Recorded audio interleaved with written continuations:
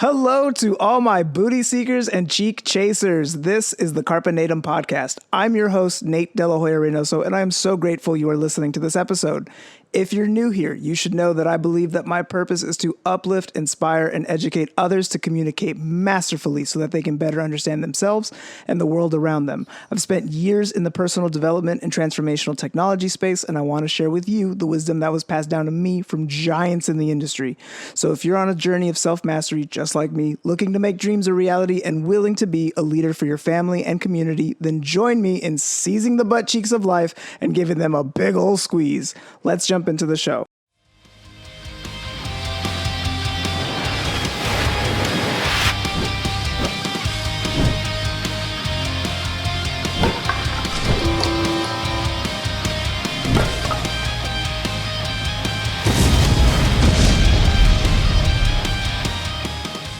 Welcome back, everyone, to another episode of the Carpe Natem Podcast, and I am so excited to have my guest on today, Scott Wharton, the very funny, the very talented, the genuine, and such loving human being.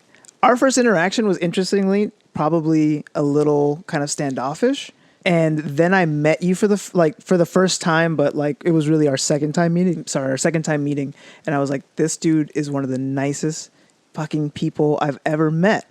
Welcome to the podcast. Let's talk about it. Thanks, bud. Now people are going to expect me to be nice all the time. But you are. You're such a sweetheart, man. Yeah, I can be. Yeah. I'm weird, man. I'm a weird cat sometimes. Like you said, it was kind of standoffish the first time. I think that was at 18th over Austin.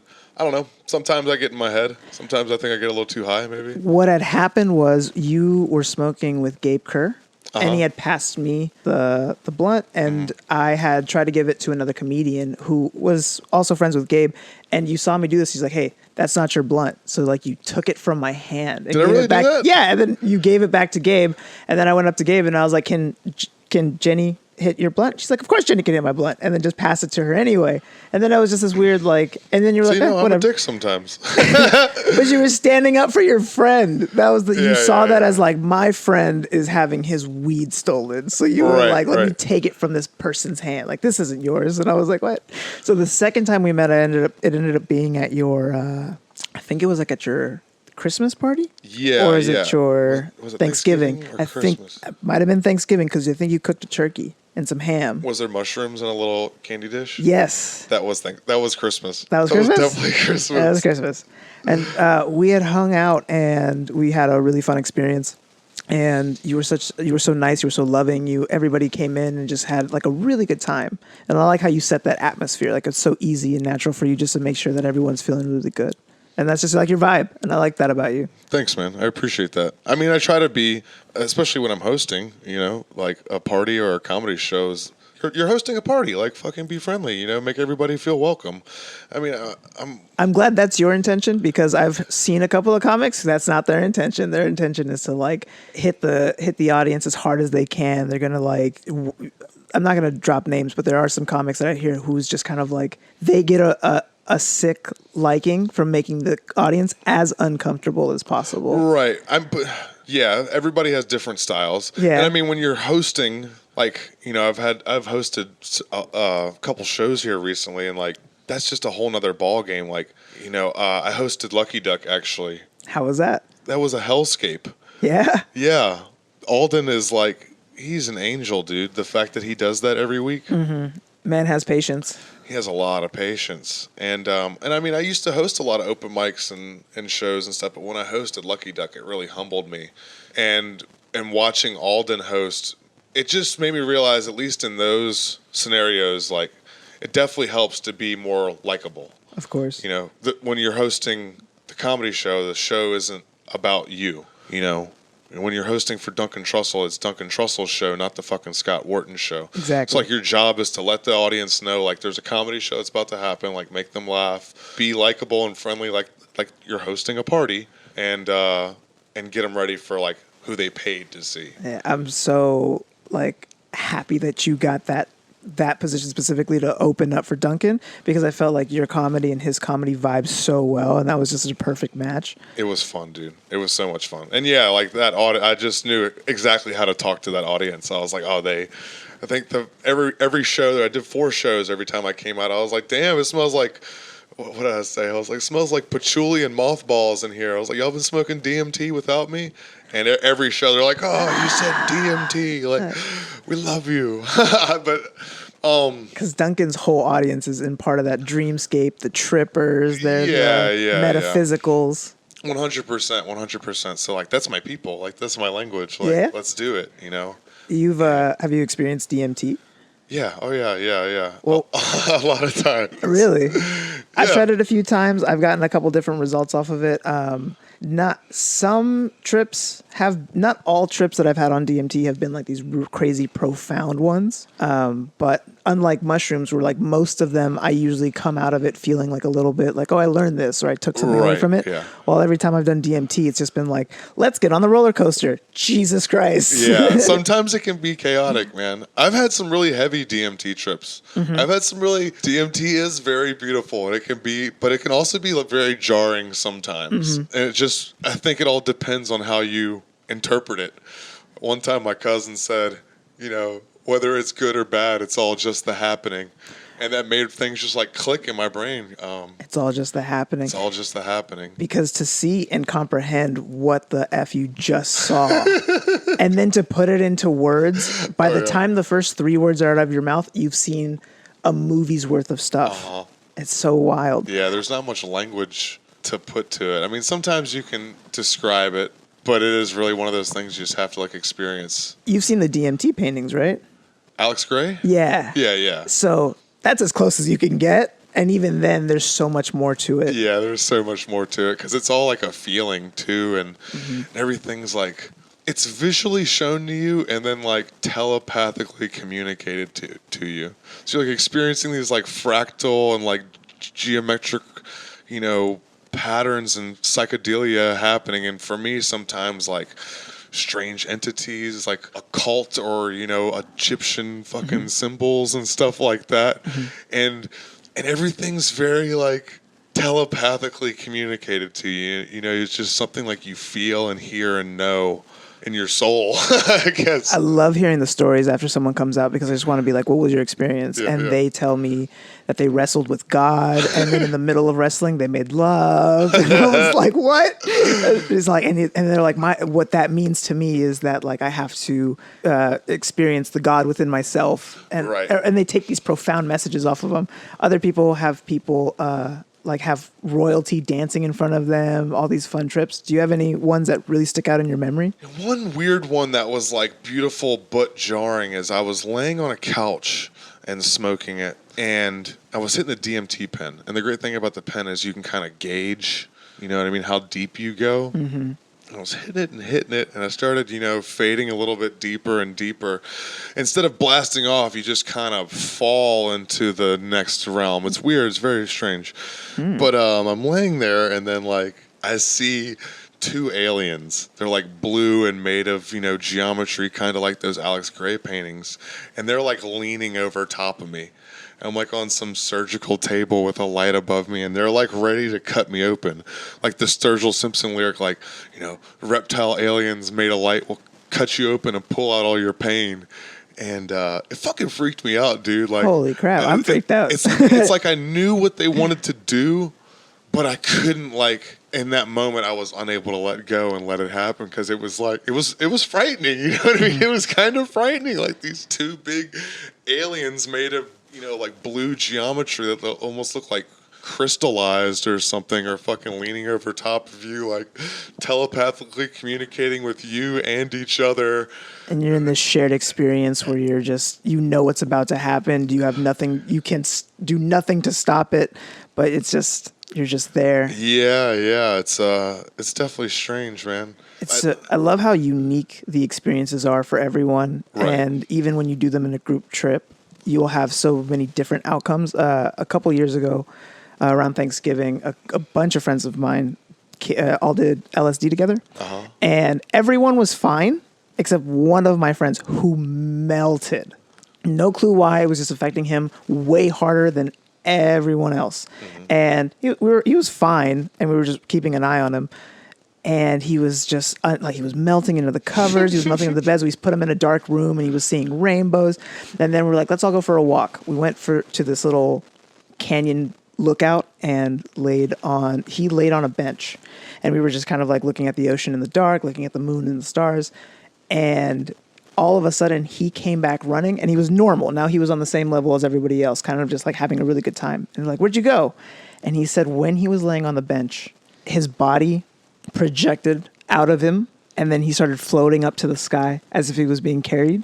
And then there was a giant wormhole, and he said he got up to the door of the wormhole and he was going to go through it, but then he looked back down and saw all of us on the ground, and he said, oh, my friends are down there. So he went back into his body instead of going to the wormhole, and he's never found the wormhole ever again. And one of his biggest regrets is that he didn't see what was on the other side.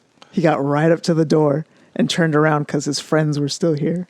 I don't know, man. I think what happened is what was supposed to happen. Yeah, you know what I mean? At the end of the day, it's one of those like lessons to take. You know, it's not time to go yet. Like the wormhole was the fucking portal to the next plane of existence. You know what I mean? Like maybe he was gonna pass through, and he was like, no, like my friends are still there. Like.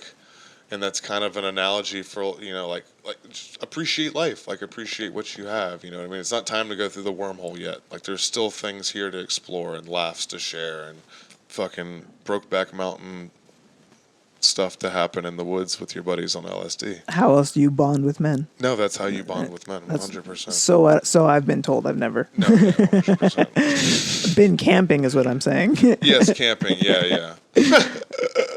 But So yeah, these really unique experiences on like psychedelics are very interesting, and then you come out with like these lessons, hopefully.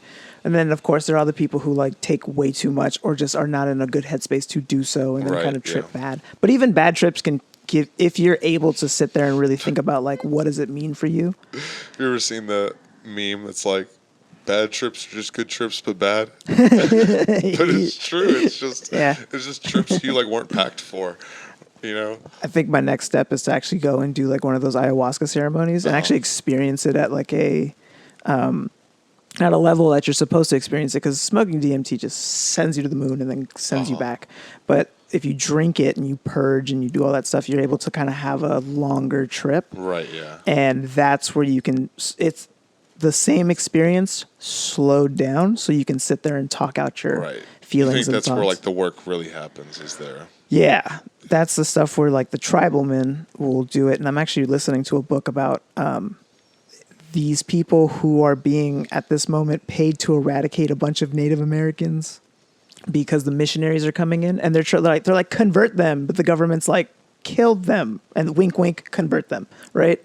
And during one of the chapters, one of them is just given a cup of ayahuasca because they're in the Amazon. So they were just like, oh, it's on tap. Like we just have it here. Right, yeah. Here, take some with you. Tap. Yeah, for real. They're just like chatting and drinking, and then somebody just brings them over a bottle, and he's all like, I'll take this. And then one of them's all like, that shit's for the devil. It's just going to make you lose your mind. And the dude ends up taking it. But he was a Native American himself, so he was already used to it, but he tripped balls through this chapter. But it's interesting that it's like this has been going on for centuries, if not like the entire millennia, and it's just grown to be something that's now used casually and recreationally instead of like as it was supposed to be intended, like ceremoniously. Right. Yeah. And I'm a believer you should do whatever you want. Yeah. But yeah, it's weird when Western people always get weird when Western culture starts adapting to like Eastern philosophy or like, you know, South American shamanistic rituals. And it's usually because when Western culture does that, it's because they're trying to capitalize and make some money off of it. Yeah.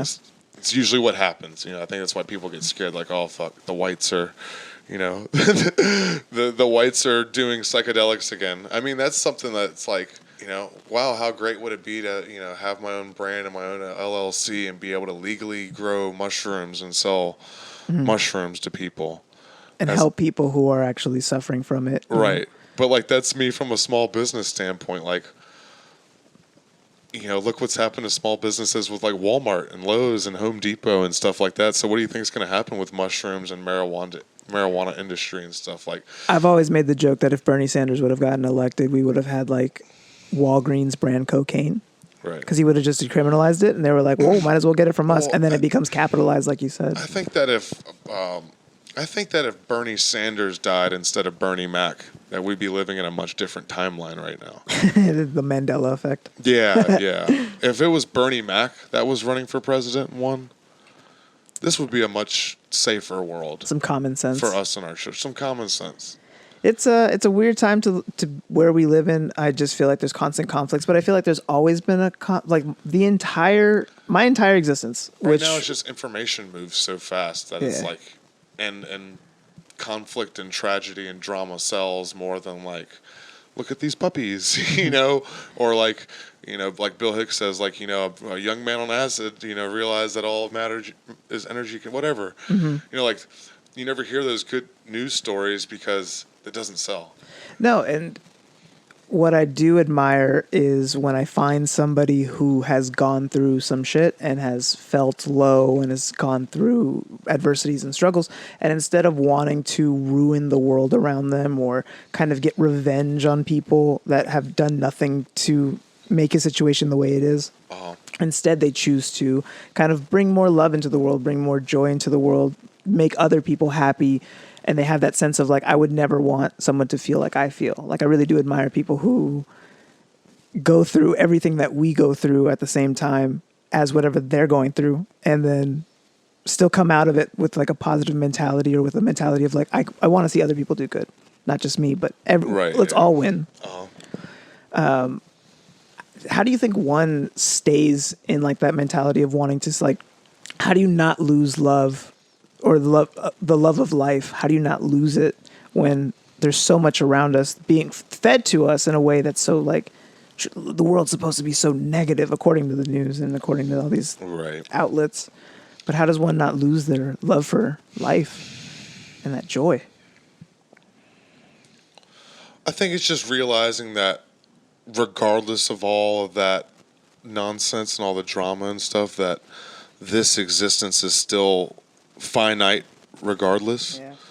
So there should still be a sense of staying aware and educated, like, watch the news, have an understanding of what's going on in the world, but try not to let it A, become your identity, or B, get too emotionally involved or attached with it. Yes, if there's, atrocities and things that are going like wrong or stray, I'm not going to sit here and act like I've never been involved in a protest, but it's trying to stay calm through that stuff, and then go appreciate the little things like your patio and the plants. Yeah. And realize that even if it was all good news, whatever, this is all still finite. So this is something that I struggle with, and I'm, trying to work on, but it's about being in the moment and realize the eternal moment, and this is heaven on earth, and blah blah blah, all that hippie shit. But like, it's true, it's cliche, but it's true, at least from my perspective.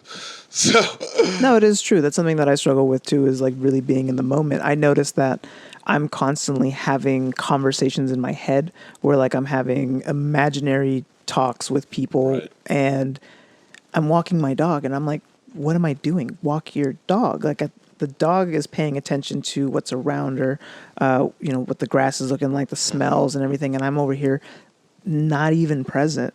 And I'm just, and then I wonder, like, why am I so stressed? Why am I so overwhelmed? It's just because I'm never being in the moment. Same way, like, we kind of drown ourselves in our phones, or we end up like scrolling just so that we can get that fresh dopamine hit. And it's a really interesting time to live in. Again, I say that just because I don't remember, or maybe I'm just now aware of it, but just being so kind of out of my own body all the time, where it's now effort for us to be in the moment. Right, yeah. I think it started with me as a kid, man, with a fucking Game Boy. Game Boy Color. Yeah. It was the first handheld device I remember having, and it was like, walking around playing that the same way that you would walk around and, fiddle on your phone. You know what? You're absolutely right, because it was always just the next thing, and then from the Game Boy to the PlayStation, the Nintendo, it was always something to like distract you. Now that you mention it, like, we've been conditioned since like an early age, because almost everybody that I know, at least like almost every boy that I know, grew up playing video games. That was just kind of part of it. So it's almost like we've been conditioned at a very, very young age to just be on our shit. Yeah. Parents and adults are now also, stuck on their iPads and Kindles. And it's just kind of becoming dystopian. Did the Orwell call it out? Are we? Yeah, it's see, but this is once again, it's like, dun dun. Oh man, I'm a little bit of a conspiracy theorist. I was telling you that earlier, and I love dystopian novels, but it's like, I see these things too, but I just try not to let myself get worked up about it, because if I do, it leads us to a dark place. Yeah, it's dark, Yeah. I don't know, man. You have to somewhat believe that. But it feels like apathy too. This feels like apathy instead of being like, no, this is how I feel. But I'm not gonna be the fucking, the passionate, info wars, and sit here and be like, wake up, people. Yeah, but there's definitely things that are. We're comedians, and comedians, for the most part, are observers. Most creators are. They're observers. They're taking in that creative prism so they can fucking put something back out of it, And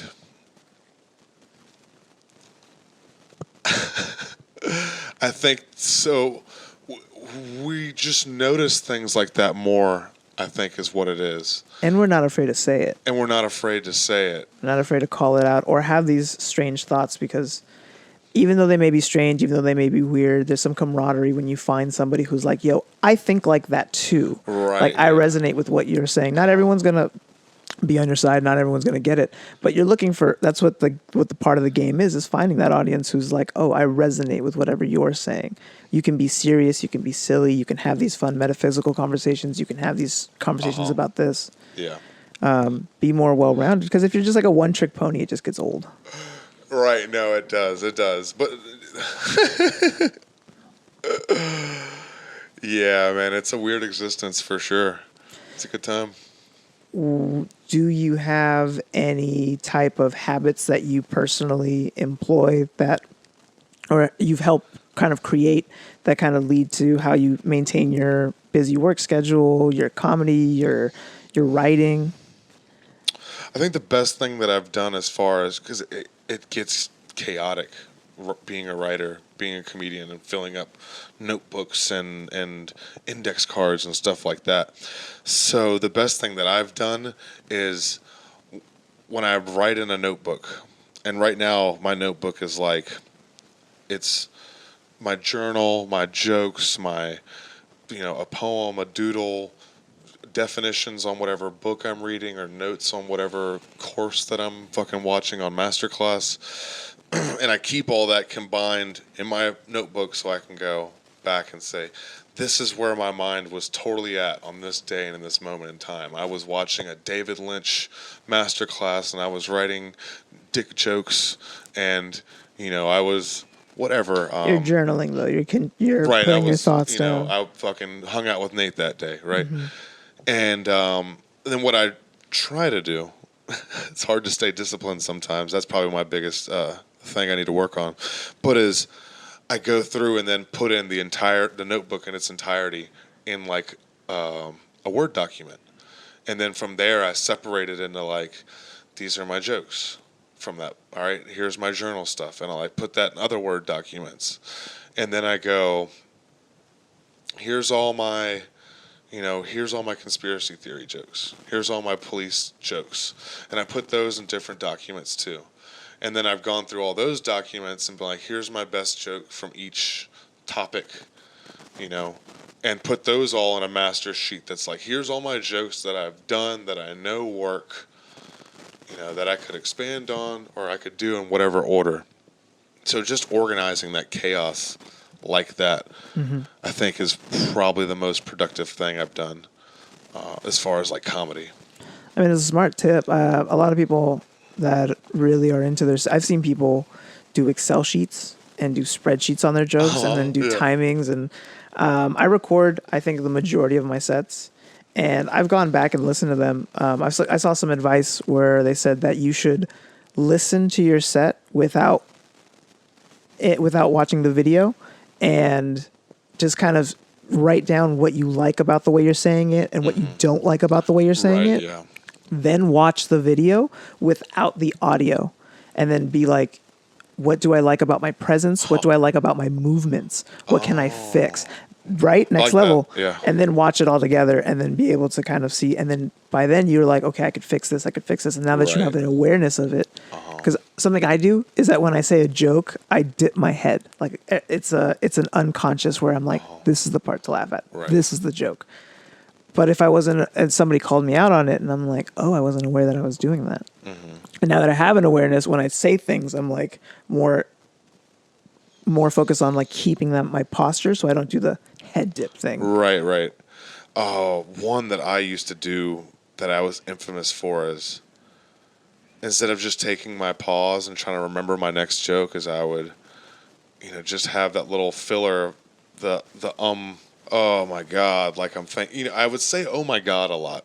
That was like my weird little filler thing, like my fucking. But learning to use your pauses is such a valuable tool. The Obama pauses when you're taking a speech where you just talk with a little bit of space. Yeah. And let the words swing, and you're just like, okay, that's a good way to. Yeah. I talk really, really fast, so I have to learn to slow down, especially on stage. That's some of the difficulty with doing open mics around here too, is because everything's like 3 minutes. So you're like, I'm trying to squeeze out all these jokes that I've done. You get fucking rapid. You wait 2 hours, you get 3 minutes. Right, exactly. And also you're trying to get the attention of 40 other comedians who not that they don't care, but they've either heard your jokes before or they're focused on their own jokes, waiting for their own time. You know what I mean? Sure. So you also kind of deliver you become like kind of manic. I've noticed that too about some of my. Now I think it's adapted well into certain scenarios, like when it's time to, when you get a dead audience, because there's going to be times even when you're doing shows at Vulcan with 300 people where you're going to have to host, or where a comedian who goes up before you maybe doesn't do so well. So you have to kind of go and pick up the audience energy. Make the energy for yourself.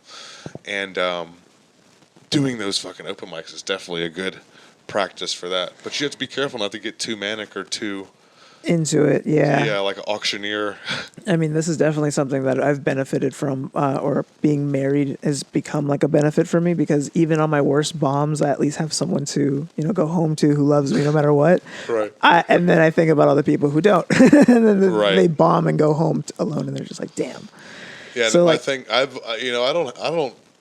It's a game of resilience. Yeah, I've been learning to bomb is another powerful tool. If you can learn to bomb and learn to double down on it, and then start learning like jokes that you have, you can almost start using it as a tool where you tell a joke where a line doesn't hit, but one night when it bombed, you said some line off the top and it fucking got the audience back. And now you do that every time. You know what I mean? Right. So you're bombing. You're just like, fuck it. Then I'm just going to riff. I'm going to do, I'm going to try new things. I'm not going to get a response anyway. Right.